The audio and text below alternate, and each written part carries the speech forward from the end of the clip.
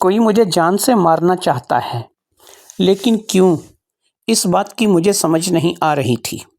میں تو کیا، میری دونوں بیٹیاں بھی اس بات کو سمجھ نہیں پا رہی تھیں، لیکن جس طریقے سے میں گھلتی چلی جا رہی تھی، ڈاکٹر علی نے مجھے ادریس شاہ کا بتایا تھا، اور ادریس شاہ کے پاس جا کر کے پہلی بار میں تو مجھے یہ پتہ چلا تھا کہ میں بالکل ٹھیک ٹھاک ہوں، لیکن جب ٹی بی ہاسپٹل میں مجھے ادریس شاہ کے ساتھ دوبارہ ملاقات ہوئی تھی تو اس نے مجھے دیکھ کر کے بتایا تھا کہ میں ٹھیک نہیں ہوں، باقاعدہ مجھ پر کالا علم کیا گیا ہے اور میرے نام کا پتلا لگا کر کے مجھے مارنے کی کوشش کی گئی ہے۔ سوال یہی تھا کہ کون مجھے مار سکتا ہے؟ میرے اپنے رشتہ داروں میں کوئی ایسا نہیں تھا کہ جو میرے راستے میں ہو یا میرے رابطے میں ہو۔ سالوں گزرے، ان کے ساتھ میری کوئی دعا سلام نہیں تھی۔ وہ کہاں تھے، میں کہاں تھی، نہ ان کو پتہ تھا اور نہ ہی مجھے پتہ تھا، نہ ہی ہم ایک دوسرے کی زندگی میں کوئی دخل دیتے تھے۔ یہی حالت میرے دوسرے شوہر کی بھی تھی، جسے میں نے دوبارہ اپنایا تھا اور جس کے ساتھ میں نے شادی کی تھی، کہ اس کے رشتہ دار بھی اس کے ساتھ زیادہ تعلق نہیں رکھتے تھے، صرف وہ ہماری شادی میں آئے تھے، اس کے بعد وہ لوگ کبھی دوبارہ نظر نہیں آئے اور اپنی اپنی زندگی میں کھو گئے۔ تو پھر کون ہے جو کہ ایسی شکل میں ہمیں مارنے کی کوشش کر سکتا ہے، میری جان لینے کی کوشش کر سکتا ہے؟ شادی کے کچھ عرصے کے بعد ہی میں نے بالکل گھلنا شروع کر دیا تھا، اور اب میری کنڈیشن ایسی تھی کہ میں بالکل جو ہے وہ ہڈیوں کا ڈھانچہ بنتے چلی جا رہی تھی۔ میرا جسم اب کمزور سے کمزور تر ہوتا جا رہا تھا، اور میرا جسم ایسا تھا کہ وہ وقت کے ساتھ ساتھ گل رہا تھا۔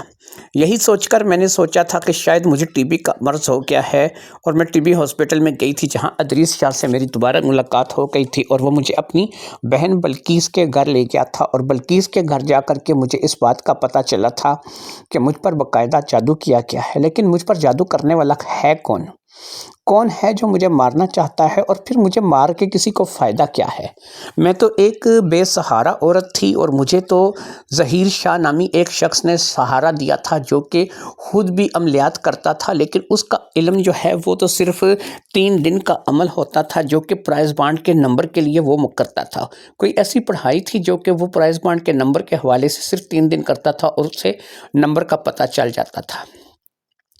بہرحال میں اب گھر واپس آ چکی تھی، اور میں نے بچیوں کو اس بات کے لیے سمجھا دیا تھا کہ وہ ابو کے سامنے اس قسم کی بات نہیں کریں گے، کیونکہ ایک انسان جو کہ ہمیں اتنے بڑے گھر میں رکھ رہا تھا، ہمارے سارے خرچے اخراجات کو اٹھا رہا تھا، ہم اسی شخص پر الزام لگانے چلی تھیں کہ وہ شخص ہمیں مار رہا ہے، اور اس کا ہمارے پاس کوئی ثبوت نہیں تھا، کیونکہ ظاہری بات ہے کہ یہ باتیں صرف ادریس شاہ کی حد تک تھیں، اور ادریس شاہ کی باتوں کو 100% سچ نہیں مانا جا سکتا تھا۔ ہاں، ایک یہ بات ضرور تھی کہ اب کچھ میرے شوہر کی شخصیت مشکوک ہو گئی تھی، اور اس بارے میں میں نے فیصلہ کر لیا تھا کہ میں اس کے بہن بھائیوں سے مل کر کے اس کے بارے میں پتہ کرنے کی کوشش کروں گی۔ امید ہے کہ کوئی نہ کوئی بہن بھائی جو ہے وہ کوئی ایسی بات ضرور بتائے گا کہ یہ شخص واقعی ٹھیک ہے، یا پھر جو ادریس شاہ نے کہا وہ ٹھیک ہے۔ شک کا ایک بیج تھا جو کہ ادریس شاہ نے میرے دماغ میں بو دیا تھا، کیونکہ ظاہری بات ہے کہ ہمارا کوئی دشمن نہیں تھا۔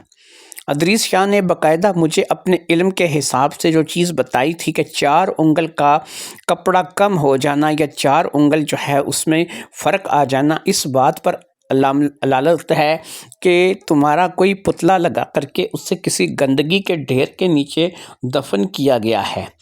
واقعی میرے گھر کے بالکل نزدیک ایک ایسا خالی پلاٹ تھا جہاں پر لوگ کوڑا کرکٹ پھینکتے تھے، اور وہاں پر اگر کسی چیز کو رات کے اندھیرے میں جا کر کے کوڑے کے نیچے دفن کر دیا جائے تو یہ کچھ بری بات نہیں تھی، یعنی ایسا بالکل ہو سکتا تھا، کوئی بھی یہ شخص ایسا کر سکتا تھا، لیکن سوال یہ پیدا ہوتا تھا کہ کون کرے گا۔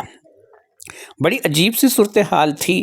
میرا شوہر جو کہ میرے ساتھ جب سے شادی ہوئی تھی اچھی زندگی گزار رہا تھا، میرے ساتھ اس نے کبھی کوئی لڑائی جھگڑا نہیں کیا تھا، مجھے خرچے اخراجات کے پیسے وقت پہ ادا کرتا تھا، میری بچیوں کو اچھے سکول میں بھیج رہا تھا، انہیں اچھی تعلیم اور تربیت دلوا رہا تھا، اور پھر یہ ہے کہ ہر قسم کا خیال وہ ہمارا رکھتا تھا۔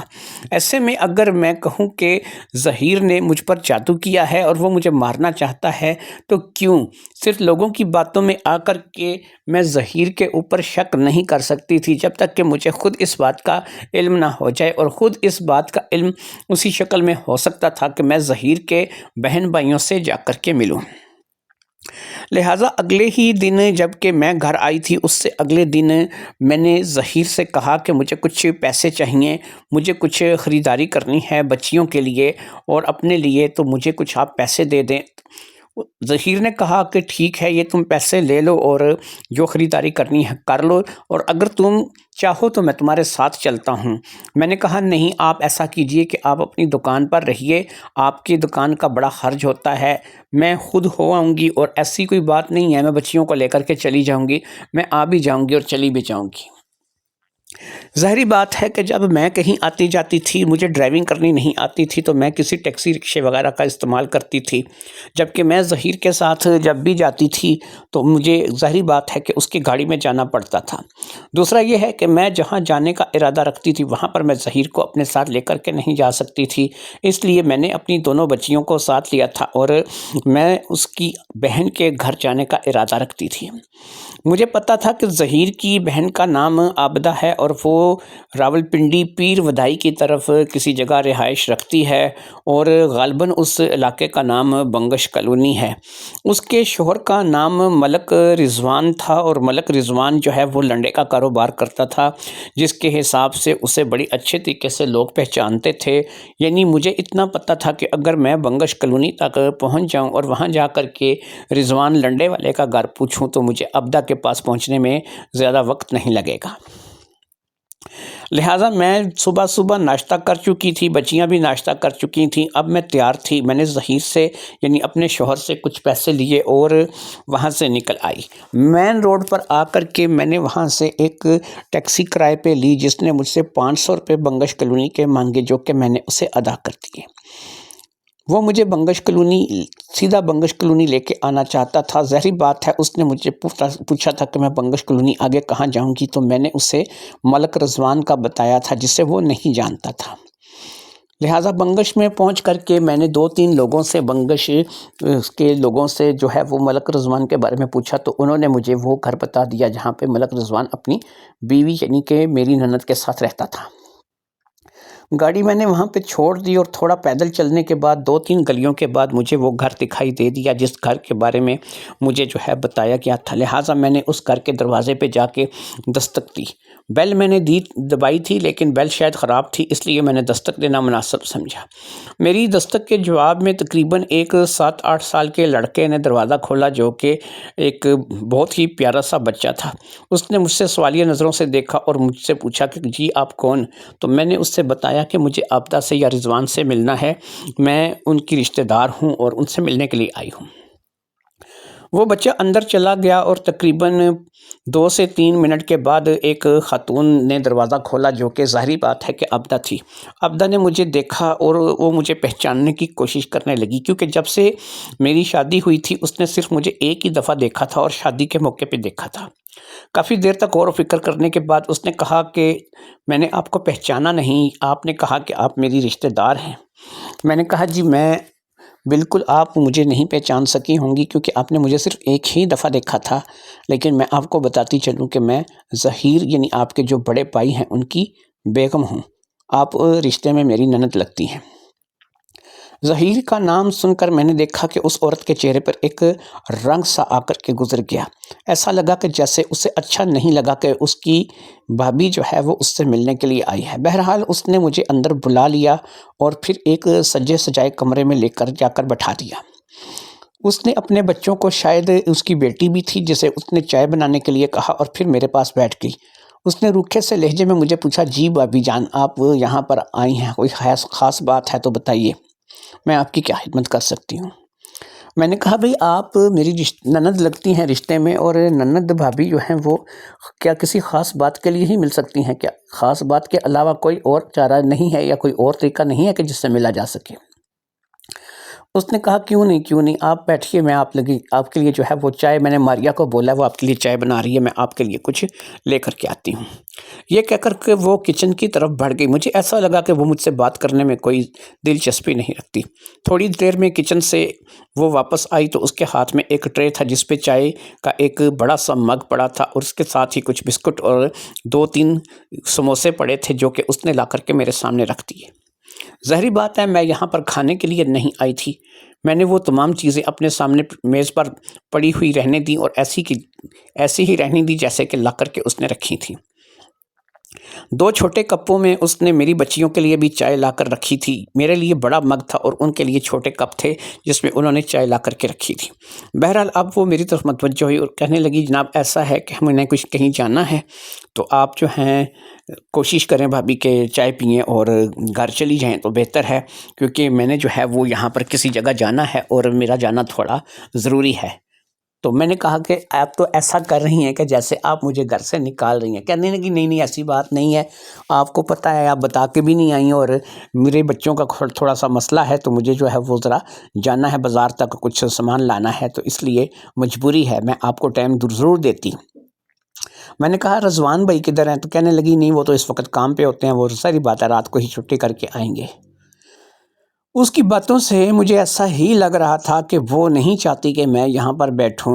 بہرحال چائے لا کے سامنے رکھ دی تھی، کچھ سامان اس نے لا کے رکھ دیا تھا، میں نے چائے پی، 2-3 بسکٹ کھائے اور اسی طریقے سے بچیوں نے بھی چائے پی لی، اور پھر اس کو سلام کر کے ہم لوگ گھر سے نکل آئے۔ میں بڑی ہی عجیب و غریب کشمکش میں تھی کہ اس نے تو کوئی خاص پوچھا ہی نہیں، اور اس کو تو بالکل کوئی شوق ہی نہیں کہ اس کی بھابھی جو کہ اس کے بڑے بھائی کی بیوی ہے گھر آئی ہے۔ میں اس کے گھر سے نکل آئی تھی اور میں اس بات کو لے کر کے خاصی پریشان تھی کہ یہ میرے ساتھ کیا ہو گیا ہے، یہ آخر کیوں ایسا میرے ساتھ رویہ اختیار کر رہی ہے، میں اس کی بھابھی ہی تو ہوں۔ میں اس کے گھر سے نکل آئی تھی اور نکل کر آ کر کے میں مین روڈ پہ چلی آئی تھی۔ میں نے مین روڈ پہ کھڑے ہو کر کے کافی دیر تک انتظار کیا، لیکن وہ نہ تو وہاں سے اپنے گھر سے نکلی اور نہ ہی جو ہے وہ ان گلیوں سے نکل کر کے آئی تھی۔ مطلب صرف مجھے بھگانے سے تھا، اس نے کہیں جانا نہیں تھا۔ لہٰذا میں نے ایک دفعہ پھر ٹیکسی روکی اور پھر زبیدہ کے گھر کی طرف روانہ ہو گئی۔ زبیدہ کا گھر یہاں پہ پیر ودائی میں نہیں تھا، وہ ایک محلہ تھا سلطان پورہ، وہاں پر رہتی تھی، اور وہ محلہ کافی ہٹ کے تھا۔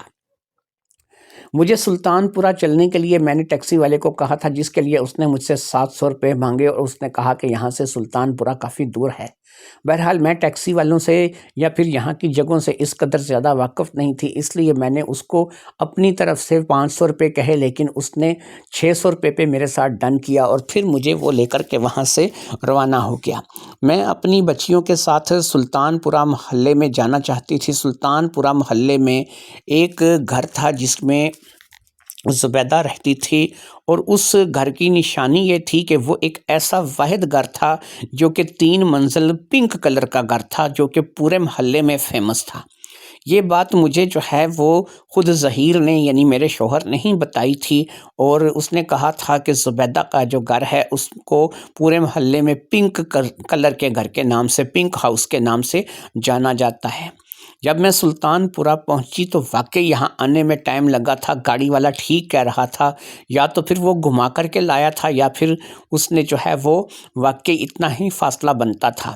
وہاں پر اتر کر کے میں نے سلطان پورہ محلے میں داخل ہو کر کے 2-4 لوگوں سے پنک ہاؤس کے بارے میں پوچھا، تو مجھے ایک بچے نے پنک ہاؤس کے بارے میں بتا دیا۔ پنک ہاؤس زیادہ دور نہیں تھا، میں سیدھا پنک ہاؤس پہنچی، کیونکہ میں نے خود اس پنک ہاؤس کو گلی میں کھڑے ہو کر ہی پہچان لیا تھا۔ یہ اگرچہ محلے کے اندر بنا ہوا ایک 3 منزلہ عالی شان مکان تھا، لیکن واقعی اس کو سر سے لے کے پاؤں تک پنک رنگ کیا گیا تھا، اور یہ باقی تمام مکانوں سے تھوڑا مختلف لگتا تھا، اس لیے اس کا نام پنک ہاؤس رکھا ہوا تھا۔ میں پنک ہاؤس کے دروازے پر گئی اور میں نے یہاں پر بیل کا بٹن دبا دیا، بیل بجتی رہی اور کافی دیر تک جو ہے وہ اندر سے بیل کی آواز آتی رہی۔ بیل پر سے ہاتھ ہٹایا تو پھر ایک عورت نے آ کر کے دروازہ کھولا۔ اس عورت کو میں پہچان گئی، یہ زبیدہ ہی تھی۔ زبیدہ نے مجھے دیکھا اور اس نے مجھے پہچان لیا۔ اس نے مجھے پہچان کر کے اندر آنے کے لیے کہا اور میں زبیدہ کے ساتھ اندر چلی گئی۔ جب میں زبیدہ کے ساتھ اندر گئی تو مجھے یہاں پر پتہ چلا کہ یہ گھر جو ہے یہ ایسے ہی نہیں ہے، یہ تینوں منزلیں آباد ہیں اور باقاعدہ یہاں پر فیملیاں رہتی ہیں۔ تینوں منزلوں کا ایک دوسرے سے رابطہ تھا اور سیڑھیوں کے ذریعے سے اوپر نیچے آتے جاتے تھے۔ مجھے زبیدہ نے لا کر کے ایک کمرے میں بٹھا دیا اور پھر تھوڑی ہی دیر میں یہاں پر بھی کچھ چائے اور لوازمات جو ہے وہ میرے پاس آ گئے۔ زبیدہ ظہیر سے چھوٹی تھی لیکن باقی تمام بہن بھائیوں سے بڑی تھی، لہٰذا یہاں پر جب میں پہنچی تھی تو زبیدہ نے شکر ہے کہ ماتھے پہ تیوری چڑھائے بغیر مجھ سے اچھے طریقے سے بات کی تھی۔ اس نے مجھ سے میرے آنے کا مقصد دریافت کیا۔ میں نے ادھر ادھر دیکھا تو اس کے بچے تھے جو کہ اس کے سر پر آ کر کے کھڑے ہو گئے تھے۔ میں نے آہستہ سے کہا کہ بچوں کو بھیج دیں اور میں نے اپنی بیٹیوں کو بھی وہاں سے ان کے ساتھ روانہ کر دیا تاکہ وہ آپس میں مل جل کر کھیل کھال کے اپنا وقت گزار لیں۔ میری بچیاں بھی چلی گئیں اور اس کے بچے بھی چلے گئے تو میں نے زبیدہ سے پوچھا، باجی میں تو آپ کے پاس ایک بڑے کام سے آئی ہوں، اگر آپ مجھے جو ہے وہ ہیلپ نہیں کریں گی تو میرے لیے بڑی مصیبت بن جائے گی۔ اس نے کہا کہ ٹھیک ہے تم بولو، اگر میرے بس میں ہوگا تو میں ضرور کروں گی، کیونکہ ایک بات تو میں جانتی ہوں کہ پیسے کی کمی تم لوگوں کو نہیں آئے گی، تم لوگ اچھے خاصے کھاتے پیتے گھر سے ہو۔ اس کے علاوہ اگر کوئی کام ہے تو وہ مجھے بتاؤ، میں وہ کرنے کے لیے تیار ہوں، جو بھی میری مدد ہو، مجھ سے تمہاری مدد ہو سکے گی میں کروں گی۔ اب میں نے کہا باجی مجھے ایک بات بتاؤ، مجھے ظہیر کی زندگی کے بارے میں کچھ جاننا ہے۔ اس نے کہا کیا جاننا ہے تم نے ظہیر کی زندگی کے بارے میں؟ تمہارے سامنے ہے، ایک گھر ہے، اس کا دکانیں ہیں، خود ایک دکان کرتا ہے اور اچھا خاصا انسان ہے، لیٹ شادی کی، تمہارے ساتھ شادی ہوئی اس کی، تمہیں آسرا دیا، تمہاری بچیاں ہیں، اچھے طریقے سے تم اپنی زندگی گزار رہے ہو، رہ رہے ہو، تو اب تم مجھ سے کیا جاننا چاہتی ہو؟ اتنا کچھ تو کم از کم تمہیں بھی پتہ ہے اور وہ باتیں مجھے بھی پتہ ہیں۔ میں نے کہا باجی بات یہ ہے کہ میں وہ جاننا چاہتی ہوں جو مجھے نہیں پتہ۔ مجھے کہنے لگی کھل کے بات کرو، تم کس بارے میں بات کر رہی ہو؟ مجھے تمہاری بات سے کچھ سمجھ نہیں آ رہی۔ میں نے کہا آپ کے پاس آنے سے پہلے میں عابدہ کے گھر گئی تھی اور وہاں پر جب میں نے ظہیر بھائی کا نام لیا تو عابدہ کے ماتھے پہ، ظہیر کا نام لیا تو عابدہ کے ماتھے پہ تیوری چڑھ گئی اور اس نے مجھے سمجھ لو گھر سے بھگایا ہے۔ اب زبیدہ نے ایک ٹھنڈی سانس لی اور مجھے کہا دیکھو بھی بات ایسا ہے کہ ظہیر کے ساتھ ہم تمام بہن بھائیوں کی کچھ خاص بنتی نہیں ہے۔ اس نے ہمیں شادی میں بلایا تھا، ہم لوگ آ گئے تھے اور اس کے بعد ہم لوگ اپنی اپنی زندگی میں مگن ہو گئے، اور اس کے بعد تم نے دیکھا ہوگا کہ ہم کبھی تمہارے گھر نہیں آئے۔ اصل میں مسئلہ یہ ہے کہ ظہیر بھائی کو بہت سے بہن بھائی ایسے ہیں کہ جو پسند نہیں کرتے، انہی میں عابدہ بھی ہے جو کہ وہ شدید طور پر جو ہے وہ ظہیر بھائی کو پسند نہیں کرتی۔ وہ سب سے چھوٹی والی ہے، ہمارے علاوہ بھی اس کی بہنیں ہیں، لیکن ظاہری بات ہے کہ عابدہ جو ہے وہ ظہیر کو بالکل پسند نہیں کرتی، اور تمام بہن بھائیوں میں سب سے زیادہ اگر ظہیر سے کوئی بچ کے رہتا ہے یا ظہیر سے کوئی نفرت کرتا ہے، سیدھے لفظوں میں کہیں تو پھر وہ عابدہ ہی ہے۔ میں نے کہا باجی ایک بات بتائیں، بہن بھائیوں میں نفرت، یہ بات میری سمجھ سے باہر ہے۔ ایسے چلیں آپ کے بھی تو وہ بڑے بھائی ہیں، آپ تو ان سے نفرت نہیں کرتی، پھر عابدہ ان سے اس قدر نفرت کیوں کرتی ہے؟ عابدہ کی نفرت کی کیا وجہ ہے؟ زبیدہ نے کہا کہ دیکھو بھی بات ایسا ہے کہ کچھ بات ایسی ہے کہ کچھ باتیں ایسی ہوتی ہیں کہ جو چھپی رہیں تو زیادہ بہتر ہوتی ہیں، تم ان باتوں کو نہ کرے دو تو زیادہ بہتر ہے۔ میں نے کہا کہ دیکھیں باجی، میں نا ایک بہت بڑی مصیبت میں مبتلا ہو گئی ہوں جس کے لیے مجھے آپ کی مدد کی ضرورت ہے، اس لیے ہو سکتا ہے کہ عابدہ والی بات بھی جو ہے وہ بیچ میں آئے۔ مجھے انہوں نے کہا کہ ٹھیک ہے تم مجھے بتاؤ کہ تم کس مصیبت میں مبتلا ہو، پہلے اپنی مصیبت کے بارے میں بیان کرو، پھر میں دیکھوں گی کہ تمہیں کچھ بتایا جائے یا نہیں بتایا جائے۔ وہ تھوڑا کھل کے بات کر رہی تھیں، شاید ان کو اس بات کی قدر آ گئی تھی کہ میں اتنا چل کے ان کے پاس آئی ہوں تو وہ مجھے اچھے طریقے سے گائیڈ کریں، لہٰذا انہوں نے مجھے کہا کہ ٹھیک ہے تم نے جو پوچھنا ہے پوچھو اور جو اپنے بارے میں بتانا ہے بتاؤ۔ اب میں نے کہا باجی میرے ساتھ جو مسئلہ ہے وہ میں آپ کو بتانے جا رہی ہوں۔ پھر میں نے اپنے بیمار ہونے، پھر ڈاکٹر علی کے پاس جانے، ڈاکٹر علی کا مجھے ادریس شاہ کے پاس جانے کا مشورہ دینے۔ جب میں پہلی بار ادریس شاہ کے پاس گئی تو پھر اس وقت ایسا ہوا کہ میرے پاس کوئی جادو نہیں ہے، میں بالکل ٹھیک ٹھاک ہوں۔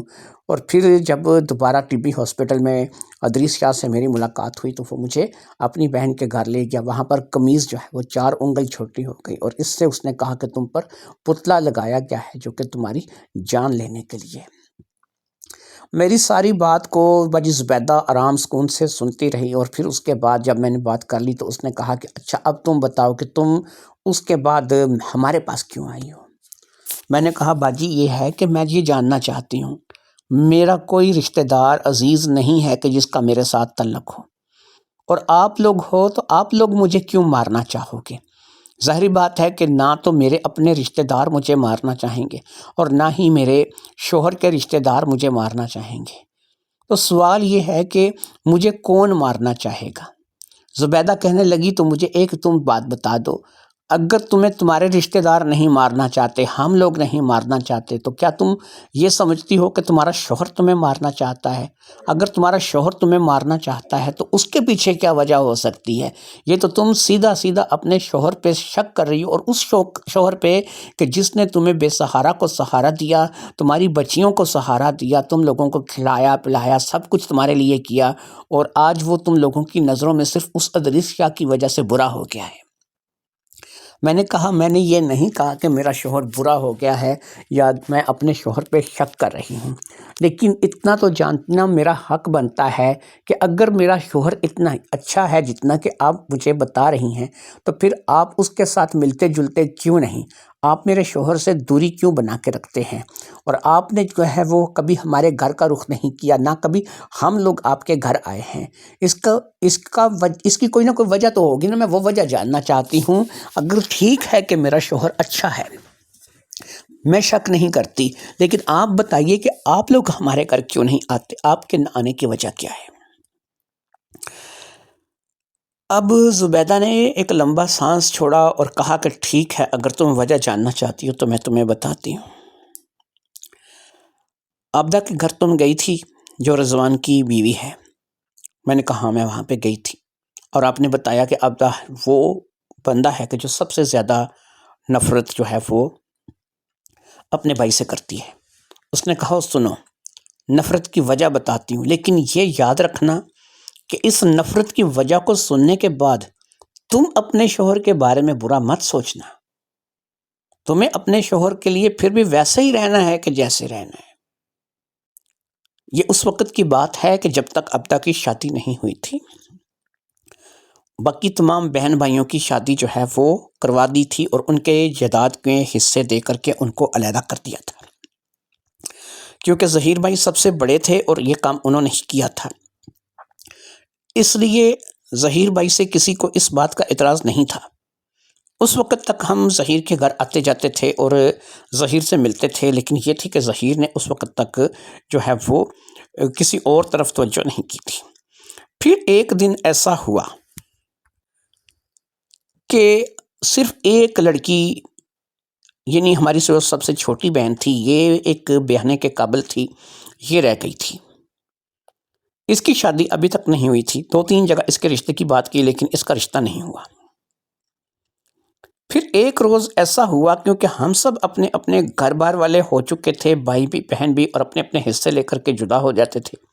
ظہیر بھائی کا یہ کام تھا کہ جس کی شادی کرتے تھے اسے اس کا حصہ دے کے علیحدہ کر دیتے تھے۔ کیونکہ ابھی عابدہ کی شادی نہیں ہوئی تھی، اس لیے عابدہ کا حصہ بھی ظہیر بھائی نے ابھی تک ادا نہیں کیا تھا، اور اسے خود سے جدا بھی نہیں کیا تھا۔ ایک ہی گھر تھا جہاں پر ظہیر بھائی کے ساتھ عابدہ رہتی تھی۔ پھر ایک روز ایسا ہوا کہ ہمیں عابدہ کا فون آیا۔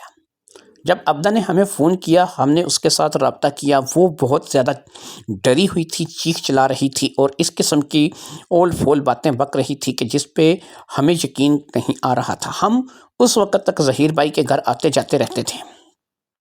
بہرحال ہم فوری طور پہ وہاں پر پہنچ گئے۔ جب ہم پہنچے تو عابدہ گھر میں اکیلی تھی اور ظہیر بھائی گھر پہ نہیں تھے، وہ شاید دکان کا سامان لینے کے لیے کہیں گئے ہوئے تھے۔ جب میں عابدہ سے جا کر کے ملی اور میں نے اس بارے میں عابدہ سے پوچھا، اور باقی بہن بھائیوں نے بھی عابدہ سے اس بارے میں سوال کیا تو عابدہ نے بڑی ہی عجیب سی بات کہی۔ اس نے کہا کہ جہانگیر ظہیر بھائی نے اس کی عزت پر ہاتھ ڈالا ہے۔ اس بات کو سن کر کے ہم سب لوگ ہکا بکا رہ گئے۔ والدین کے بعد ظہیر بھائی نے ہمیں پالا پوسا تھا اور ہم سب بھی ان کی دیکھ ریکھ میں رہے تھے، لیکن انہوں نے کبھی بھی کسی بہن بھائی کے ساتھ ایسا کچھ سلوک نہیں کیا تھا۔ آج عابدہ اس بات کا الزام لگا رہی تھی اور اس بات کو ہم سب لوگ ماننے کے لیے راضی نہیں تھے۔ ہم نے عابدہ کو ہی جھوٹی ٹھہرایا۔ اسی بات کی بحث جاری تھی کہ تھوڑی دیر میں ظہیر بھائی بھی گھر آ گئے۔ ظہیر بھائی نے باقاعدہ عابدہ کو اس بات کے لیے ایک تھپڑ لگا دیا اور اس نے کہا کہ تم بہت برا کہہ رہی ہو، تم بہت غلط کہہ رہی ہو، ایسا کچھ بھی نہیں ہے، اور تم یہ ایک الزام لگا رہی ہو اپنے باپ جیسے بڑے بھائی پر، جو کہ تمہارا باپ بھی ہے اور تمہاری ماں کی جگہ بھی ہے۔ اس وقت والدین کے بعد میں ہی تمہارا سب سے بڑا ہوں اور میں ہی تم سب لوگوں کا باپ بھی ہوں اور ماں بھی ہوں۔ یہ بات جب اس نے عابدہ سے کہی تو عابدہ نے تھپڑ کھانے کے بعد وہاں پر رہنے سے انکار کر دیا۔ ہم عابدہ کو لے کر کے اپنے گھر آ گئے۔ ہم لوگ عابدہ کو لے کر کے گھر آ گئے اور یہ معاملہ رفع دفع ہو گیا۔ لیکن یہ کیا، ہمارے گھر آنے کے 3 سے 4 مہینے کے بعد عابدہ کے ساتھ بڑے عجیب سے کام ہونے لگے۔ کبھی وہ بیمار پڑ جاتی، کبھی اسے کچھ ہوتا، کبھی اس کو کچھ ہوتا۔ ہم نے مختلف ڈاکٹروں کو اسے دکھایا، لیکن ڈاکٹروں نے اسے کہا کہ یہ بالکل ٹھیک ہے، اسے کوئی پریشانی یا کوئی پرابلم نہیں ہے۔ ہم نے بہت سی جگہوں سے اس کا علاج کروانے کی کوشش کی۔ عابدہ تھی کہ گھلنے لگی تھی اور گھل گھل کر کے وہ عادی بھی نہیں رہی تھی۔ ایسے میں ہم تمام بہن بھائیوں نے آپس میں بیٹھ کر کے مشورہ کیا کہ شاید تم نے اپنے بڑے بھائی کے ساتھ غلط کیا ہے، تو اس بات کی قدرت تمہیں سزا دے رہی ہے۔ تمہیں اپنے بڑے بھائی پر اس طریقے کا الزام نہیں لگانا چاہیے تھا، جو کہ تمہیں باپ کی طرح جس نے پالا، تم سب سے چھوٹی ہو۔ اس کا یہ مطلب نہیں ہے کہ تم اٹھ کر کے اپنے بھائی کے ساتھ ایسی بدتمیزی یا بد تہذیبی سے بات کرتی۔ لہٰذا اس کام کے لیے تم ایسا کرو کہ اپنے بھائی سے معافی مانگو، شاید اللہ تمہیں معاف کرے اور تم ٹھیک ہو جاؤ۔ وہ اپنی بات پر اب بھی اڑی ہوئی تھی، اگرچہ اس کی طبیعت بے حد خراب تھی اور وہ عادی بھی نہیں رہی تھی، لیکن وہ اپنی بات پر اب بھی اڑی ہوئی تھی کہ ظہیر بھائی نے اس کے ساتھ باقاعدہ سے بدتمیزی کرنے کی کوشش کی ہے۔ لیکن ہم نے یہی کہا کہ تمہیں اس بات کے لیے کچھ غلط فہمی ہوئی ہوگی، وہ ایسے نہیں ہیں۔ ہماری بات کے چلتے اس نے بڑے بھائی سے معافی مانگنے کا فیصلہ کر لیا اور ہم اسے لے کر کے ظہیر بھائی کے پاس چلے گئے۔ ظہیر بھائی نے ایک شرط رکھی کہ وہ ایک شرط پر اسے معاف کریں گے، اور اس کی شرط یہ ہے کہ جیسے یہ پہلے یہاں پر رہتی تھی ویسے ہی رہے گی، اور اس نے جو مجھ پہ الزام لگایا ہے یہ اپنے الفاظ واپس لے۔ جب یہ بات کر دی گئی اور اس طریقے سے اس نے کہا ٹھیک ہے، مجھے غلط فہمی ہو گئی ہوگی، آپ نے ایسا نہیں کیا ہوگا، میں غلط سمجھ بیٹھی ہوں گی، مجھے آپ معاف کر دیجئے۔ اس کے بعد وہ دوبارہ وہ ظہیر بھائی کے پاس وہیں پہ اسی گھر میں رہنے لگی۔ ایک روز ایسا ہوا کہ میرے بچے کی طبیعت خراب ہو گئی۔ میں نے ظہیر بھائی کو فون کیا تو ان کا فون نہیں لگ رہا تھا۔ میں اصل میں ظہیر بھائی کے ساتھ یہ مشورہ کرنا چاہتی تھی کہ میرے بچے کو اکثر ایک جھٹکے سے لگتے تھے، ایک دورے سے پڑتے تھے، اور جب بھی ان کو ایسے میرے بچے کو دورے پڑتے تھے تو اس بات کے لیے ظہیر بھائی نے مجھے ایک ڈاکٹر کا کبھی بتایا تھا کہ اس کے پاس سے کامیاب علاج ہو جاتا ہے۔ ہم ادھر ادھر سے دوائیاں لا چکے تھے، لیکن ان کے پاس سے مکمل آرام نہیں آتا تھا۔ تھوڑے عرصے بعد دوبارہ وہ تکلیف دوبارہ شروع ہو جاتی تھی۔ اس روز میں نے ظہیر بھائی کو فون کیا کہ وہ میرا فون اٹینڈ کرے اور میں اس ڈاکٹر کے بارے میں پتہ کروں کہ جس کے پاس سے اس چیز کا علاج ہوتا تھا، لیکن ظہیر بھائی کا فون نہیں لگ رہا تھا۔ رات کے 11 ساڑھے 11 بج چکے تھے۔ میں نے اپنے شوہر سے مشورہ کیا تو ہم لوگ اپنے بچے کو گاڑی میں ڈال کر کے لے گئے، کیونکہ ہم چاہتے تھے کہ جتنی جلدی ہو سکے کہ ہم ظہیر بھائی کے گھر چلے جائیں اور وہاں سے اس ڈاکٹر کے بارے میں پوچھ کر کے اس ڈاکٹر کے پاس اپنے بچے کو لے جائیں۔ لہٰذا ہم جب وہاں پر پہنچے تو ہم لوگ جب وہاں پہنچے تو رات کے تقریباً 12:30 1 بجے کا ٹائم ہوگا۔ اتفاق سے ایسا تھا کہ دروازہ جو باہر کا تھا وہ کھلا رہ گیا تھا، یا پھر شاید کھلا تھا، ہم لوگ اس حصے میں جو کہ ظہیر بھائی کے اپنے رہنے کے لیے مخصوص ہے، باقی کے 2 حصے تو ظاہری بات ہے کہ انہوں نے کرائے پہ لگا رکھے ہیں، تو اس حصے میں داخل ہو گئے۔ رات کا 1 ہو چکا تھا۔ ظاہری بات ہے کہ ظہیر بھائی کو بھی اس بات کی توقع نہیں تھی کہ ہم جو ہے وہ اس وقت آن ٹپکیں گے یا ہمیں کوئی پریشانی اس وقت لے آئے گی۔ میں، میرے میاں اور میرے 2-3 بچے اس چھوٹے بچے کو اٹھائے ہوئے جسے جھٹکے لگتے تھے، ایک دم سے ہی اس گھر میں داخل ہوئے تھے۔ ہم نے دیکھا کہ اس وقت گھر میں بہت سے کمرے جو تھے وہ خالی پڑے تھے، لیکن ظہیر بھائی کا کمرہ تو ہم جانتے تھے، اس لیے ہمیں پریشانی نہیں تھی۔ جب ہم ظہیر بھائی کے کمرے میں گئے تو اس وقت ظہیر بھائی اپنے کمرے میں موجود نہیں تھے۔ ہم نے سوچا کہ شاید وہ واش روم میں ہوں گے، لہٰذا واش روم کی طرف دیکھا تو اس کی لائٹ بھی بند تھی۔ پھر ایک کمرے سے ہلکی ہلکی لائٹ جو ہے وہ چھن چھن کے باہر آ رہی تھی، ایسا لگ رہا تھا کہ اس کمرے میں کوئی موجود ہے، لیکن وہ کمرہ تو ظاہری بات ہے کہ عبدہ کے لیے مخصوص تھا اور عبدہ اس کمرے میں رہتی تھی۔ ہم نے سوچا کہ ہو سکتا ہے کہ باہر کا دروازہ کھلا تھا جس سے ہم گزر کر کے اندر آ گئے تھے، تو ہو سکتا ہے کہ اس وقت ظہیر بھائی گھر پہ موجود نہ ہوں، وہ گھر سے کہیں باہر کے ہوں اور عبدہ جو ہے وہ اپنے کمرے میں پڑی سو رہی ہو۔ ہم نے عبدہ کے کمرے میں جانے کا فیصلہ کیا۔ جب ہم عبدہ کے کمرے کے پاس پہنچے تو ہم نے عبدہ کے کمرے کو دیکھا کہ وہ کھلا ہوا ہے، یعنی دروازہ اندر سے لاک نہیں تھا، کیونکہ ظاہری بات ہے کہ کسی کو ہمارے آنے کی توقع نہیں تھی، اس لیے دروازہ بھی کھلا ہوا تھا۔ ہم دروازے پہ آہستہ سے دباؤ ڈال کر کے جیسے ہی اندر داخل ہوئے، سامنے کا منظر دیکھ کر کے ہمارے ہوش اڑ گئے۔ سامنے کا منظر اتنا عجیب تھا کہ ہم لوگوں کو تھوڑی دیر تک اپنی آنکھوں پر یقین نہیں آیا۔ 0 بلب کی روشنی تھی اگرچہ، لیکن ہم سامنے کا منظر بہت واضح الفاظ میں، بہت صاف نگاہوں کے ساتھ دیکھ رہے تھے۔ ہمیں صاف پتہ لگ رہا تھا کہ کیا ہو رہا ہے، کیوں ہو رہا ہے، کیسے ہو رہا ہے۔ عبدہ کی حالت اس وقت دیکھنے کے قابل نہیں تھی۔ وہ تو شاید ایسا لگ رہا تھا کہ کسی بے ہوشی کے اثر میں ہے اور اس سے ارد گرد کا کچھ ہوش نہیں ہے کہ اس کے ساتھ کیا ہو رہا ہے۔ اور ظہیر بھائی کو ہم نے اس کے ساتھ دیکھ لیا تھا، لہٰذا ظہیر بھائی ہمیں دیکھ کر کے ایک دم سے اچھل کر کے کھڑے ہو گئے اور فٹافٹ سے اپنے آپ کو سنبھالنے لگے۔ اتنا دیکھ لینا میرے لیے، میرے شوہر اور میرے بچوں کے لیے کافی تھا۔ میرے بچے بھی چھوٹے تھے، لیکن انہوں نے بھی ایسا منظر دیکھ لیا تھا جو کہ کم از کم بچوں کے دیکھنے کے قابل نہیں تھا۔ ظہیر بھائی ایک دم سے وہاں سے اس کمرے سے نکل کر کے باہر کو لپکے، جبکہ ہم ابھی اسی دروازے کے پاس کھڑے تھے جہاں سے ہم لوگ اندر آئے تھے، اس لیے ہم نے اسے جانے نہیں دیا۔ میرے میاں نے ظہیر بھائی کے کندھے پر ہاتھ رکھ دیا تو جواب میں ظہیر بھائی نے ایک تھپڑ تھا جو کہ میرے شوہر کے رکھ کے دے دیا۔ اس کے بعد ہم نے آگے بڑھ کر کے اور کچھ نہیں کیا تو عبدہ کو ہوش دلانے کی کوشش کی، اور پھر ہماری کافی جد و جہد کے بعد عبدہ کو ہوش آیا۔ اب ہم نے عبدہ کو اٹھا کر کے چارپائی پر بٹھایا تو عبدہ نے مجھ بتایا کہ اسے کچھ پتہ نہیں ہے، اس نے تو بس کھانا کھایا تھا، چائے پی تھی اور وہ سونے کے لیے آ گئی تھی۔ اب اسے بالکل پتہ نہیں ہے کہ کیا ہے، کیسا ہے۔ اس بات کے دیکھنے سننے کے بعد کسی شک و شبے کی گنجائش نہیں رہ گئی تھی۔ میں نے اور میرے میاں نے وہاں سے ہی عبدہ کو اپنے ساتھ لیا اور ہم لوگ واپس آ گئے، کیونکہ وہ میرے بڑے بھائی تھے، اس لیے ہم کسی قسم کی ان پر کوئی کارروائی نہیں کرنا چاہتے تھے۔ لیکن اس روز کے بعد جب ہم لوگ واپس آئے تو ہم تمام بہن بھائیوں نے بیٹھ کر کے ایک مشورہ کیا کہ اب ہم وہاں پر نہیں جائیں گے اور نہ ہی ہمارا ان کے ساتھ کچھ واسطہ ہوگا، ہم ان کے ساتھ کوئی تعلق نہیں رکھیں گے۔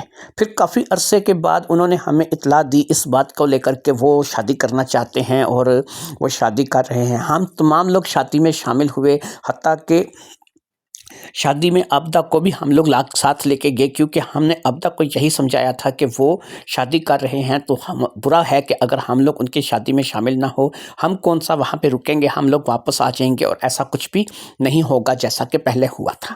لہٰذا ہم لوگ جو ہے وہ صرف تمہاری شادی میں شرکت کر کے واپس آ گئے، اور اس کے بعد ہم لوگوں نے کبھی پیچھے مڑ کر بھی نہیں دیکھا کہ تم لوگوں کے ساتھ کیا معاملات ہیں یا تم لوگ کیا کر رہے ہو یا کیا نہیں کر رہے ہو۔ اتنی بات کر کے زبیدہ چپ ہوئی تو مجھے تو اب اپنے ذہن میں دھماکے ہوتے ہوئے محسوس ہو رہے تھے۔ کیا واقعی ظہیر ایسے تھے؟ کیا واقعی انہوں نے یہ سب کچھ کیا تھا؟ میں نے زبیدہ باجی سے پھر پوچھا، میں نے کہا زبیدہ باجی مجھے ایک بات بتائیں، کیا یہ آپ نے سب کچھ اپنی آنکھوں سے دیکھا تھا؟ اس نے کہا دیکھو بھئی ایسا ہے، مجھے جھوٹ بولنے کی ضرورت نہیں ہے، اسی لیے تو عابدہ کے پاس تم گئی، تو وہ اپنے بھائی کا نام سن کے کتنی نفرت سے اس نے بس تم لوگوں کو جو ہے وہ چائے پلا دی یا تم لوگوں کو تھوڑا سا پوچھ لیا، تو یہ بڑی بات ہے۔ عابدہ کی شادی اس کے بہت بعد ہوئی تھی، لیکن ظہیر کی شادی سے پہلے ہو گئی تھی۔ اور پھر یہ ہے کہ وہ بچہ جو کہ آیا تھا وہ بھی رضوان کا بیٹا ہے، عابدہ کا بیٹا نہیں ہے۔ عابدہ کی ابھی تک کوئی اولاد نہیں ہوئی۔ وہ ماریا اور جو لڑکا دوسرا آیا تھا وہ دونوں جو ہیں وہ رضوان کے بچے ہیں، اور رضوان کے ساتھ شادی ہم نے جو ہے وہ عابدہ کی کروا دی تھی، اور اسی وجہ سے دو بچوں کے باپ کے ساتھ شادی کروا دی تھی کہ جو کچھ ہم لوگ دیکھ چکے تھے اس کے بعد ضروری تھا کہ اس کی شادی جلد سے جلد کرا دیں۔ لیکن تمہارا معاملہ ایسا نہیں ہے، کیونکہ تم اس کے ساتھ شادی کر کے گئی ہو۔ ٹھیک ہے، جس کام کے لیے اس نے جو حرکت عابدہ کے ساتھ کر دی، وہ کام اب تم سے اس کا پورا ہو جاتا ہے۔ تم اس کی بیوی ہو، تم میاں بیوی کی حیثیت سے رہ رہے ہو، اور تمہارے ساتھ اس کے معاملات چل رہے ہیں، تو ظاہری بات ہے انسان کو جب عرصہ دراز تک شادی نہیں ہوتی، یا پھر انسان جو ہے وہ بیایا نہیں جاتا، یا انسان کے معاملات جو ہیں وہ شادی شدہ زندگی کے متعلق نہیں جاتے، تو وہ ایسی حرکت کبھی نہ کبھی جو ہے وہ شیطان کے ہاتھوں مجبور ہو کے کر بیٹھتا ہے۔ لیکن اس کا یہ مطلب نہیں ہے کہ جو ہے وہ ہمیشہ سے ایسا تھا، یا پھر وہ اب بھی ایسا ہوگا۔ ٹھیک ہے جو ہم نے دیکھا، لیکن یہ ہے کہ بہرحال ہم نے کنارہ کشی کر لی نا۔ لیکن تم جو ہے اس کی بیوی ہو، اس کے ساتھ اتنے عرصے سے رہ رہی ہو، تو تمہارے ساتھ ظاہری بات ہے کہ اس کا سلوک ہے، اس کا تعلق ہے، اور وہ تمہارے ساتھ اچھی زندگی گزار رہا ہے۔ ہم نے تمہارے بارے میں اتنا ضرور خبر رکھی ہے کہ تم لوگ اپنے گھر میں خوش و خرم ہو، باقی ہم نے تمہارے ساتھ کوئی واسطہ تعلق نہیں رکھا ہے۔ میں اللہ کا شکر ادا کرتی ہوں کہ اس وقت تک میں نے اپنی بچیوں کو باہر بھیجا ہوا تھا، انہوں نے یہ باتیں نہیں سنی تھیں۔ اگر وہ یہ باتیں سنتی تو ظاہری بات ہے کہ وہ بھی باپ سے بدظن ہو جاتی۔ میں اب اپنے دل و دماغ میں شکوک و شبہات کو بہت زیادہ گہرا کر چکی تھی کہ ایک شخص جو کہ اپنی سب سے چھوٹی بہن کے بارے میں ایسا سوچ سکتا ہے یا اس پہ نظر رکھ سکتا ہے، تو اب اس نے پتہ نہیں کیا سوچ رکھا ہوگا، یا اب اس کی ذہنی کیفیت کیا ہوگی۔ ادریس شاہ نے مجھے بتایا تھا کہ کالا علم کرنے والے جو لوگ ہیں وہ اس قسم کی حرکتیں کرتے ہیں، یہ ان کی عمل کی ضرورت ہوتی ہے، اور بعض اوقات وہ عمل کو کامیاب کرنے کے لیے ایسی حرکتیں کرتے ہیں۔ لیکن اس کا مقصد یہ نہیں تھا۔ میں نے اس وقت ادریس شاہ کو یہی کہا تھا کہ چلو میں اس کی بیوی ہوں نا، تو اگر اس سے کسی ایسے تعاون کی ضرورت ہوگی تو میں اس کے ساتھ کھڑی ہوں، لیکن مجھے یہ نہیں پتا کہ میری یہ کیفیت کیوں ہے۔ اب میں نے زبیدہ باجی سے پوچھا، زبیدہ باجی مجھے یہ بتائیں کہ کیا میری کیفیت بالکل ویسی ہی ہے جیسی کہ کبھی عابدہ کی ہو گئی تھی؟ اس نے کہا تمہیں کیا ہوتا ہے، اپنے بارے میں کچھ بتاؤ، کیونکہ عابدہ کو تو ہم نے ڈاکٹروں کو بھی دکھایا اور عابدہ کا علاج کروانے کی کوشش بھی کی، لیکن عابدہ ٹھیک نہیں ہوئی تھی۔ لیکن عابدہ جب ظہیر کے پاس رہنا شروع ہوئی تھی، اس نے ظہیر سے معافی مانگی تھی اور وہاں پہ رہنا شروع ہوئی تھی، تو وہ خود بخود ٹھیک ہو گئی تھی۔ یہ بھی تمہیں بتا دوں۔ اب میں نے اس سے اپنی کیفیت، یعنی زبیدہ باجی کو اپنی کیفیت بتانی شروع کی، اور اپنی تکلیف کے بارے میں اس سے جو بھی آگاہی دے سکتی تھی وہ میں نے اسے دی، تو وہ سر پکڑ کر بیٹھ کے اس نے کہا تمہارے ساتھ بالکل وہی علامات ہیں، وہی چیزیں ہیں جو کہ عابدہ کے ساتھ ہوتی تھیں، بال برابر پہ کچھ فرق نہیں ہے۔ میں نے کہا تو پھر مجھے بتائیے کہ اس کے پیچھے کون ہے؟ اب زبیدہ نے کہا دیکھو جو باتیں سامنے آ رہی ہیں ان باتوں کے چلتے تو پھر میں ایک ہی بات کہوں گی کہ ان باتوں کے پیچھے تو صرف ظہیر ہی ہو سکتا ہے، کیونکہ ظہیر کے علاوہ یہ کوئی کر نہیں سکتا۔ کیونکہ جب عابدہ ظہیر سے ناراض ہو کر کے ہمارے پاس آ گئی تھی، بیمار ہو گئی تھی، اور پھر جب وہ ظہیر کے پاس واپس گئی اس نے ظہیر سے معافی مانگ لی، اور سمجھ لو دوسرے لفظوں میں کہ اس نے اس بات کا اظہار کر دیا کہ ٹھیک ہے میں تمہاری کٹھ پتلی بننے کے لیے تیار ہوں، تو تب وہ ٹھیک ہو گئی۔ لیکن تم بیمار کیوں ہو؟ تم تو اس کی بیاہتا بیوی ہو، اس کے نکاح میں ہو، پھر تمہیں آخر کار ایسا مرض کیوں ہے؟ تم ایسا ایسا موت کی طرف کیوں جا رہی ہو؟ تم کیوں گھل گھل کے مر رہی ہو؟ تمہاری موت کے پیچھے کیا راز ہو سکتا ہے؟ تمہیں وہ کیوں مارنے کی کوشش کرے گا؟ یہ وہ سوال تھا کہ جس کا جواب نہ تو میرے پاس تھا اور نہ ہی اس سوال کا جواب جو ہے وہ زبیدہ باجی کے پاس تھا۔ ظاہری بات ہے کہ میں تو اس کی ہر بات کو تسلیم کرتی تھی، مانتی تھی، اس کے ساتھ اچھے طریقے سے زندگی گزار رہی تھی، اور میں نے کبھی اس کے کسی معاملے میں دخل نہیں دیا تھا، اور وہ بھی مجھے جو ہے وہ ہر لحاظ سے سپورٹ کر رہا تھا۔ تو آخر مجھے مارنے کی کوشش وہ کیوں کر رہا تھا، یہ بات میری سمجھ میں نہیں آ رہی تھی، یہ بات بالکل میری سمجھ سے بالاتر تھی۔ مجھے زبیدہ باجی نے اپنے ساتھ چلنے کے لیے کہا، اس نے کہا کہ آؤ میرے ساتھ، میں جو ہے وہ تمہیں کہیں لے کر کے جانا چاہتی ہوں۔ میں نے کہا ٹھیک ہے۔ وہاں سے وہ باہر نکل آئیں، گاڑی ان کی اپنی تھی اور انہیں ڈرائیو بھی کرنی آتی تھی، لہٰذا ہم انہی کی گاڑی میں بیٹھ گئے۔ وہ مجھے ایک دفعہ پھر پیر ودائی لے آئی تھی، جہاں پہ میں عبدہ کے گھر سے ہو کر کے گئی تھی۔ عبدہ کے گھر پہ دروازے پر دستک دینے کے جواب میں عبدہ نے خود دروازہ کھولا۔ مجھے دیکھ کر اس نے ایک دفعہ پھر منہ بنا لیا، لیکن ساتھ میں زبیدہ باجی کو دیکھ کر کے اس کے چہرے کی چڑھی ہوئی تیوریاں تھوڑی سی ڈھیلی پڑ گئیں۔ زبیدہ باجی بنا کچھ بولے اندر داخل ہو گئی تھی، اور پھر اس نے عبدہ کو اپنے ساتھ کمرے میں چلنے کے لیے کہا۔ بچوں کو ہم لوگوں نے ایک دفعہ پھر کھیلنے کے لیے باہر بھیج دیا، اور ہم تینوں عورتیں آپس میں بیٹھ کر کے باتیں کرنے لگیں۔ زبیدہ باجی نے عبدہ کو وہی باتیں بتانی شروع کر دیں جو کہ آج کل میرے ساتھ ہو رہی تھیں، اور میری صحت کے بارے میں، میری کیفیت کے بارے میں انہوں نے عبدہ سے بات کی۔ عبدہ بھی اس بات کو سن کر کے حیران تھی کہ میں رفتہ رفتہ موت کی طرف جا رہی ہوں، اور مجھے نہیں پتا کہ میں کتنا عرصہ تک زندہ رہوں گی۔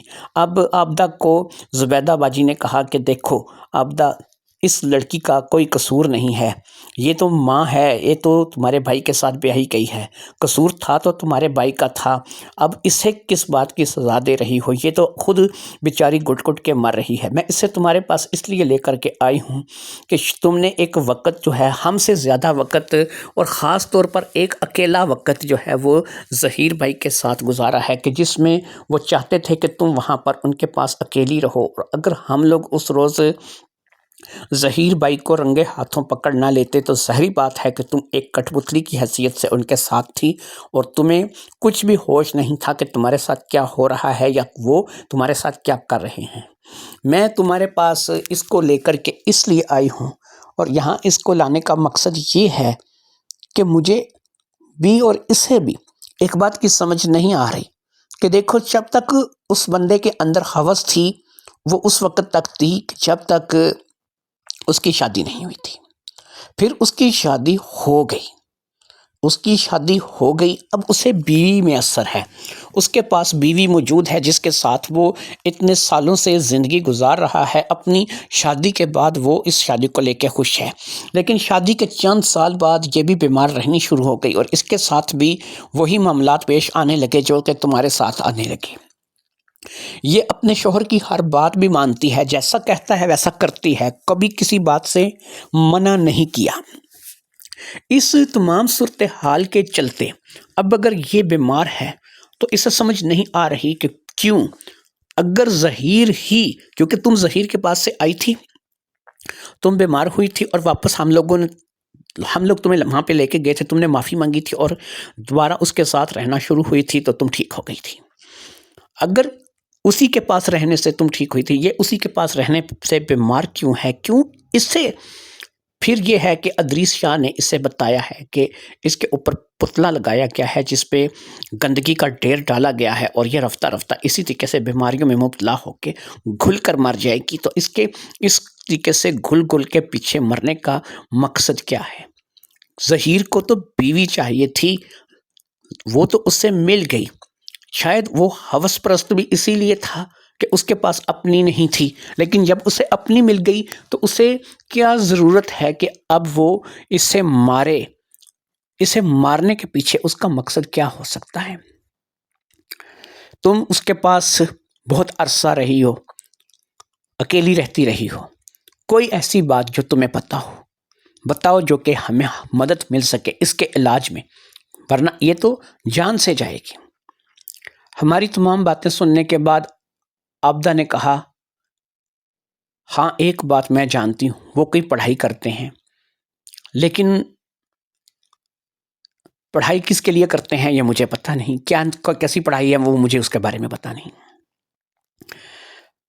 اب میں نے کہا کہ دیکھیں عابدہ بہن، ایسا ہے کہ وہ نمبروں کے لیے پڑھائی کرتے ہیں اور یہ نمبر میں بھی ان سے لے چکی ہوں شادی سے پہلے۔ عابدہ نے کہا میں اس بات کو نہیں جانتی کہ وہ کس چیز کی پڑھائی کرتے ہیں، نمبروں کے لیے کرتے ہیں یا کوئی اور کرتے ہیں، لیکن وہ ایک پڑھائی کرتے ہیں اور میں نے انہیں کئی مرتبہ جو ہے ایک علیحدہ کمرے میں بالکل جو ہے وہ کوئی مجھے چھیڑے نہ، کمرے کو بند کر کے اندر بیٹھ کر کے پڑھائی کرتے ہوئے سنا ہے، دیکھا نہیں ہے، سنا ہے۔ تو اتنی بات تو میں بھی جانتی ہوں کہ وہ کوئی پڑھائی کرتے ہیں، لیکن وہ پڑھائی اب کس کام کے لیے ہوتی ہے اس کے بارے میں مجھے پتہ نہیں۔ آپ بتا رہی ہیں کہ وہ پرائز بانڈ کے نمبروں کے لیے پڑھائی کرتے ہیں، لیکن واللہ عالم مجھے نہیں پتہ کہ وہ پڑھائی کس کام کے لیے ہوتی ہے، اس لیے میں اس بارے میں کچھ بیان نہیں کر سکتی۔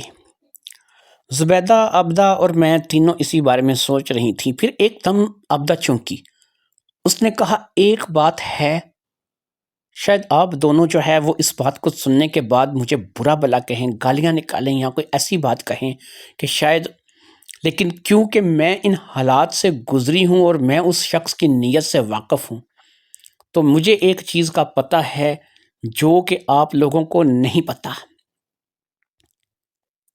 اب ہم دونوں نے چونک کر کہا کہ ایسی کون سی چیز ہے کہ جس کا تمہیں پتہ ہے اور ہمیں نہیں پتہ؟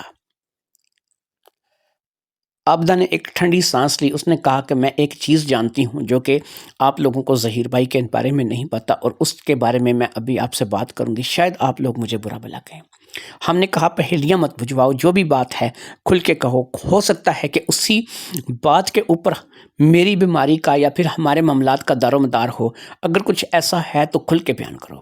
اس نے کہا کہ ظہیر بھائی کو کم عمر کی لڑکیوں میں دلچسپی ہے، وہ کم عمر کی لڑکیوں کے ساتھ برا بلا کرنا زیادہ پسند کرتے ہیں۔ جو ان کی دکانیں وغیرہ نیچے لگی ہوئی ہیں جو ہیں، اسی میں سے ایک لڑکا تھا جس کے ساتھ میری ایک دفعہ بات ہوئی تھی، اور اس نے اس بات کے بارے میں مجھے بتایا تھا۔ اس نے کہا تھا کہ عابدہ بہن، اس نے مجھے بہن کہا تھا، اس نے کہا تھا عابدہ بہن، یہ جو آپ کے بھائی ہیں انہیں چھوٹی عمر کی لڑکیوں میں دلچسپی ہے، اور یہ چھوٹی عمر کی لڑکیوں کو پیسے دے کر بھی لے کر کے آتے ہیں، لیکن ان کو گھر میں لے کر کے نہیں آتے۔ ان کے ساتھ جو کچھ بھی برا بلا کرنا ہوتا ہے وہ اپنی دکان کے اندر ہی کر کے ان کو وہیں سے بھیج دیتے ہیں۔ یہ کہتے ہیں کہ میں سامان لینے کے لیے جا رہا ہوں یا میں آج گھر پہ نہیں آؤں گا، لیکن یہ دکان پہ رک جاتے ہیں، اور یہ عموماً وہاں سے کوئی نہ کوئی ایسی لڑکی جس کی عمر تھوڑی ہوتی ہے، کم ہوتی ہے، ینگ ہوتی ہے، اسے لے کر کے آتے ہیں، اور پھر وہ ان کے دکان میں رات بھر رہتی ہے اور صبح اس کو منہ اندھیرے بھیج دیتے ہیں۔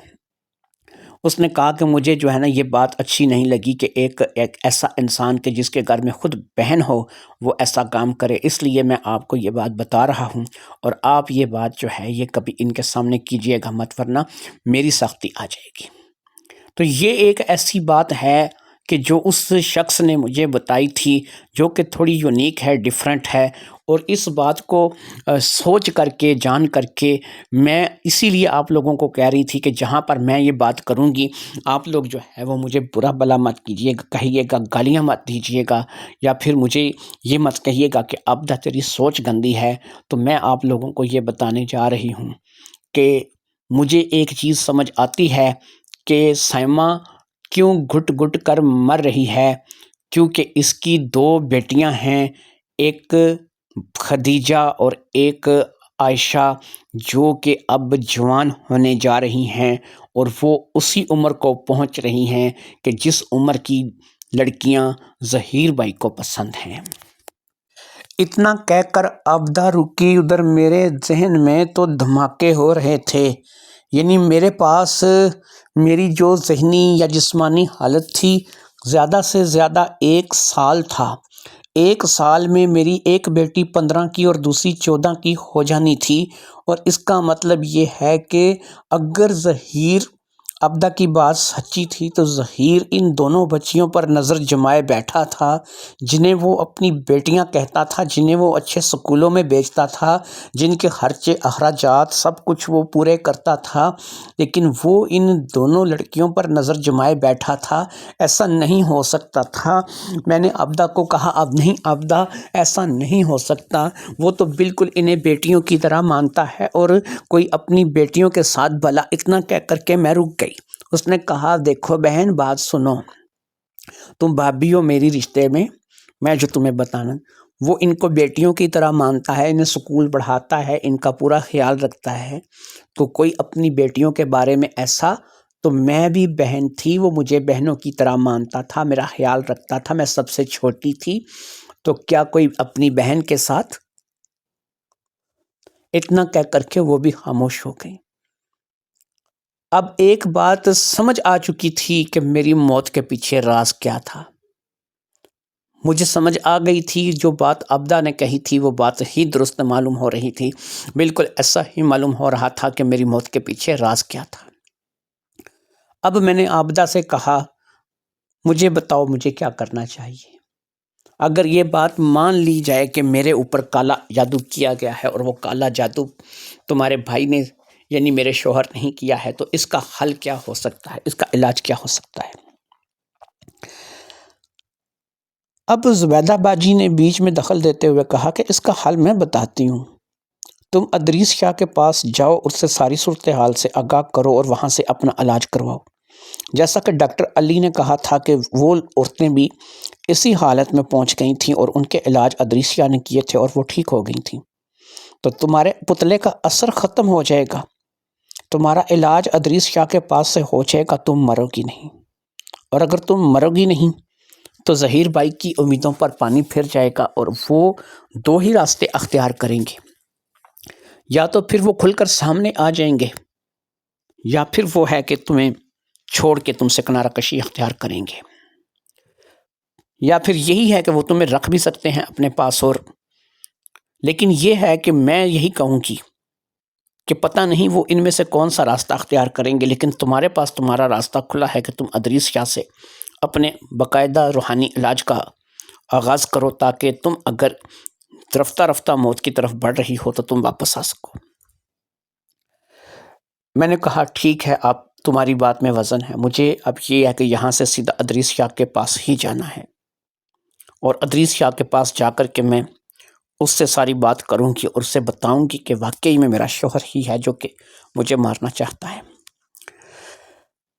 میں وہاں سے اٹھ آئی تھی اور میں نے اپنی بچیوں کو ساتھ لیا۔ اب ادریس شاہ کے بارے میں تو مجھے پتہ تھا کہ وہ کون سی جگہ پر ہوتا ہے، لہٰذا میں صدر کی طرف ٹالی موری کے علاقے کی طرف روانہ ہو گئی، اور پھر تقریباً 1 گھنٹے کی ڈرائیونگ کے بعد ٹیکسی والے نے مجھے وہاں پر اتار دیا۔ جب میں ادریس شاہ کے ڈیرے پر پہنچی تو اس نے مجھے پہچان لیا اور باقی لوگوں سے جلدی اس نے مجھے اپنے پاس بلا لیا۔ میں نے اس سے مختصر الفاظ میں ساری کہانی سنائی تو اس نے کہا کہ ٹھیک ہے، میں تمہارا علاج کروں گا، لیکن ایک بات یاد رکھو کہ تم خود ایسے انسان کے ساتھ رہتی ہو کہ جو کالا علم کرنا جانتا ہے، اس کے ہاتھ سے کوئی چیز لے کر کھانے پینے سے پہلے یہ بات یاد رکھنا کہ اس کے پاس سے تم نے کوئی چیز کھانی پینی نہیں ہے، اور اپنا اور اپنی بچیوں کا خاص دھیان رکھنا ہے۔ باقی یہ ہے کہ تم نے جو صورتحال بتائی ہے، اب اس میں تم اس کا اوپر کھل کر کیا الزام لگا سکتی ہو کہ تم نے مجھ پر جادو ٹونا کیا ہے، لیکن اس کا ثبوت کہاں سے لاؤ گی؟ وہ ثبوت ظاہری بات ہے کچرے کے ڈھیر کے نیچے دبا ہوا ہے، جو کہ تم آسانی سے نکال نہیں سکو گی، اور تمہیں نہیں پتا کہ کہاں پر دبا ہوا ہے۔ باقی جو بات کی ہے وہ تمہاری نند نے کی ہے، اور زندگی میں انسان غلطیاں کرتا ہے۔ اگر اس نے تمہیں یہ نہیں بتایا کہ اس نے تمہاری نند کے ساتھ یا تمہاری سب سے چھوٹی نند کے ساتھ کچھ ایسا کیا تھا اور اس کی وجہ سے اس کے بہن بھائی اسے منہ نہیں لگاتے، تو ظاہری بات ہے کہ اس بات کو بھی تم اتنا ایشو نہیں بنا سکتی، کیونکہ اس نے جتنی مہربانیاں تم پر کی ہیں ان مہربانیوں کے چلتے اگر اس نے اپنی زندگی میں کوئی غلطی یا گناہ کی ہے تو ظاہری بات ہے کہ تم اس غلطی یا گناہ کو بنیاد بنا کے اس سے اپنی جان نہیں چھڑا سکتی۔ ویسے بھی تم اگر اس سے جان چھڑاتی ہو تو جاؤ گی کہاں؟ ان 2 بچیوں کو لے کر کے تم کہاں جاؤ گی؟ اس لیے بہتر یہی ہے کہ تم جو ہے وہ سمجھوتا کرو۔ باقی یہ ہے کہ تمہیں اب پتہ چل چکا ہے نا کہ کون ہے، تو آپ اپنا دھیان رکھو اور اپنی بچیوں کو بھی بچاؤ اور خود بھی بچو۔ اس روز میں اپنے تعویذ وغیرہ لے کر کے جو بھی مجھے ادریس شاہ نے بتایا تھا واپس آ گئی تھی، اور پھر واپس آ کر کے میں نے پوری احتیاط کے ساتھ اپنی زندگی گزارنی شروع کر دی۔ میں نے اپنی بیٹیوں کو یہ تو نہیں بتایا کہ عابدہ کے ساتھ کیا ہوا تھا، لیکن میں نے ان کو یہ ضرور بتا دیا تھا کہ تمہارے ابو جو ہے وہ جادو ٹونا کرتے ہیں، اس بارے میں مجھے پتہ چل گیا ہے، لہٰذا تم نے آج کے بعد ان کے ہاتھ سے کوئی چیز لے کر کے نہیں کھانی۔ جو بھی چیز کھانی ہے پہلے میرے ساتھ بات کرنی ہے، یا ہم لوگ جو ہے وہ اس بات میں احتیاط کریں گے۔ میری صحت اب تھوڑی بہتر ہونی شروع ہوئی تھی جب سے میں نے ادریس شاہ کے وہ تویز وغیرہ استعمال کرنے شروع کیے تھے، اور جو پڑھائی مجھے ادریس شاہ نے دی تھی اسے میں سونے سے پہلے پڑھ کر خود پر اور بچیوں پر دم کر لیتی تھی، جس کی وجہ سے میں اب کافی بہتر تھی۔ میں ظہیر کا کچھ بگاڑ نہیں سکتی تھی، اور مجھے اتنا کچھ پتہ لگ جانے کے باوجود بھی ظہیر کے بارے میں کوئی بھی ایسی بات نہیں تھی جو کہ میرے ذہن میں ہو۔ شاید ایسا تھا کہ اس نے میرے ذہن کو بھی قابو کر رکھا تھا، اور میں اس کے بارے میں اتنا کچھ جاننے کے باوجود بھی اسے غلط نہیں سمجھ رہی تھی، اور میرا ذہن شاید اس کے کنٹرول میں تھا۔ یہ بات بھی کبھی کبھی میرے ذہن میں آتی تھی، لیکن ساری بات ہے کہ میں اس کو چیلنج نہیں کر سکتی تھی، للکار نہیں سکتی تھی۔ وقت اسی طریقے سے گزرتا رہا، اور پھر ایک دم سے مجھے دل کا اٹیک آیا، جو کہ میرے لیے شاید بہت ہی برا تھا، حتیٰ کہ میری صحت پہلے سے بہت بہتر ہو چکی تھی، اور میں اپنے آپ کو جو ہے وہ کافی حد تک بہتر محسوس کر رہی تھی۔ ادریس شاہ کے پاس جا کر جو میں نے جادو ٹونے کا علاج کروایا تھا، اس کے بعد تو میں اپنے آپ کو کافی حد تک بہتر محسوس کر رہی تھی، لیکن اچانک سے دل کے اٹیک نے مجھے ہلا کر کے رکھ دیا تھا، اور بڑا میجر اٹیک تھا۔ مجھے نہیں پتا تھا کہ میں مر جاؤں گی یا بچوں گی، لیکن میرے ساتھ کچھ ایسا ہی ہو رہا تھا۔ میری آنکھیں رفتہ رفتہ بند ہوتی جا رہی تھی، اور میری دنیا جو تھی وہ اندھیر ہوتی جا رہی تھی۔ مجھے کچھ سمجھ نہیں آ رہی تھی کہ میرے ساتھ کیا ہوتا جا رہا ہے۔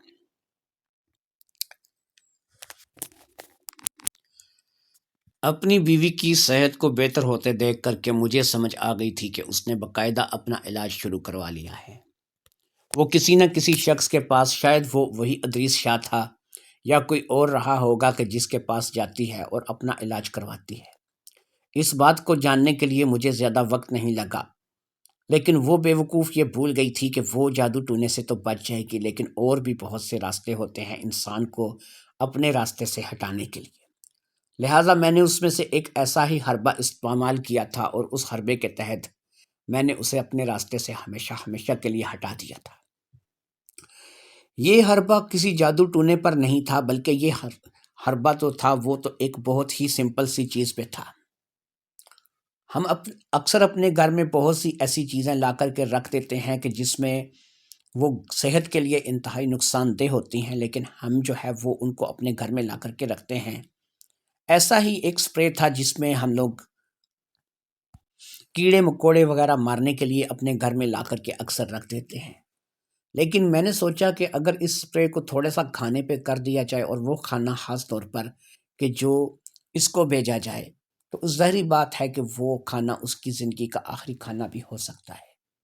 ایسا ہی کچھ ہوا تھا، اور شدید دل کے اٹیک نے اس کی جان لے لی تھی۔ وہ اب اس دنیا میں نہیں رہی تھی، وہ مر چکی تھی، اور میں اب مکمل طور پر آزاد تھا۔ مجھے ایک بہت بڑا عمل کرنا تھا، ایک بہت بڑا علم تھا جو کہ میں نے حاصل کرنا تھا۔ کہتے ہیں نا کہ کچھ بہت بڑا پانے کے لیے کچھ قربانیاں دینی پڑتی ہیں، تو ویسے ہی اس بیچاری کی قربانی تو میں نے دے دی تھی، اور بہت بڑا پانا تھا میں نے۔ یہ عمل کرنے کے لیے ضروری تھا کہ ایسی لڑکیاں کہ جن کی عمریں ابھی کم ہوں اور ابھی وہ اس قابل نہ ہوں، لہٰذا ان کی عمریں ابھی کم ہوں اور وہ قابل نہ ہوں، ان لڑکیوں کو اس عمل میں میرے پاس ہونا لازم تھا، اور ان پہ جو پڑھائی میں نے کرنی تھی وہ ان پہ بھی کرنی تھی اور خود پہ بھی کرنی تھی۔ لہٰذا اب ظاہری بات ہے کہ اس کے لیے مجھے کچھ نہ کچھ چاہیے تھا، اور میں نے وہ لڑکیاں حاصل کر لی تھیں۔ وہ لڑکیاں خدیجہ اور عائشہ کی شکل میں آج میرے پاس تھیں، اور میں اپنی پڑھائی جاری رکھے ہوئے تھا۔ میں ایک بہت بڑا عمل کرنے جا رہا تھا، ایک بہت طاقتور چیز تھی جسے میں قابو کرنے جا رہا تھا۔ اگر یہ چیز میرے پاس آ جاتی تو میرے لیے بہت بڑا عمل ہو جاتا۔ اس کے لیے ظاہری بات ہے کہ مجھے پہلے بھی میں نے ایک دفعہ اس عمل کو آغاز کیا تھا، لیکن یہ میرا عمل ادھورا رہ گیا تھا، کیونکہ وہ زبیدہ جو کہ میری بہن تھی وہ آدھی رات میں آ کر ٹپکی تھی اور آ کر کے عابدہ کو اپنے ساتھ لے گئی تھی۔ اگر آبدہ کچھ عرصہ میرے پاس اور رہ جاتی تو میں اس عمل میں کامیاب ہو جاتا، لیکن افسوس کہ میرے پاس کوئی ایسی مستقل لڑکی نہیں تھی کہ جو اب میرے پاس مستقل رہ سکے۔ پھر میری شادی ہوئی اور پھر میں نے دیکھا کہ یہ بچیاں بڑی ہوتی جا رہی ہیں اور میرے عمل کے کام آ سکتی ہیں، لہٰذا ایک دفعہ پھر میں نے اسی عمل کا ذہن بنا لیا اور اس عمل کو کرنا سوچنا شروع کر دیا۔ لیکن سب سے بڑی رکاوٹ تھی ان بچیوں کی ماں، جو کہ اب میرے راستہ کا سب سے بڑا روڑا تھی۔ اس کی موجودگی میں ان بچیوں کو اپنے کام میں نہیں لا سکتا تھا اور نہ ہی میں اپنے علم کو کامیاب کر سکتا تھا، لہٰذا میں نے اس بات کو لے کر کے اس کو اپنے راستے سے ہٹانے کا فیصلہ کیا۔ وہ میرے لگائے ہوئے پتلے سے تو بچ گئی، اس نے اپنا علاج کروا لیا، لیکن وہ اس زہر سے نہیں بچ سکی جو کہ اسے میں نے دیا تھا، لہٰذا اب وہ اس دنیا میں موجود نہیں ہے۔